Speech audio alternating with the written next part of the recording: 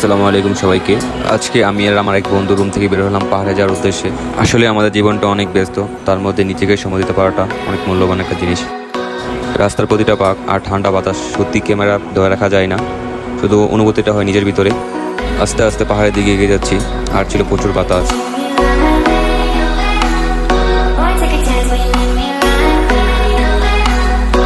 যত উপরে উঠতে লাগলাম, চারপাশের পরিবেশটা আরও সুন্দর হতে লাগলো।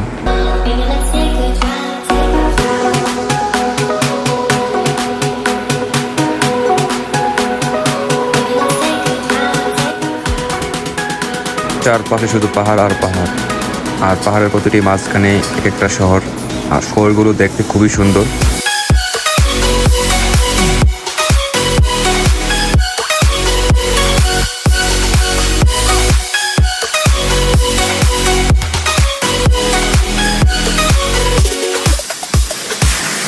যত উপরে উঠছিলাম নিচে শহরটা তত ছোট হতে যাচ্ছিল, আর সামনের পাহাড়গুলো একটার পর একটা সামনে এসে দাঁড়াচ্ছিল।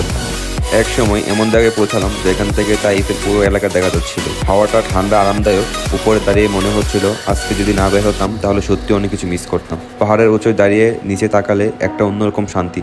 মানুষের ভিড় নেই, শব্দ নেই, শুধু বাতাসের শব্দ আর প্রকৃতির বাইরে। নিচে চোখ পড়তে দেখলাম জুতার মধ্যে এত পরিমাণে কাঁটা লেগেছে যে ক্লিন করতে করতে অর্ধেক সময় শেষ হয়ে গেছে।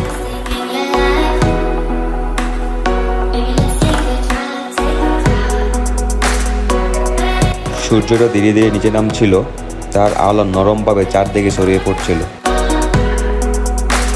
পাহাড়টি বিদায় দিয়ে আমি চলে যাচ্ছি আমার রুমের দিকে। ভিডিওতে এতক্ষণ দেখার জন্য সবাইকে অসংখ্য ধন্যবাদ। পরবর্তী ভিডিওতে আবার দেখা হবে। আসসালামু আলাইকুম।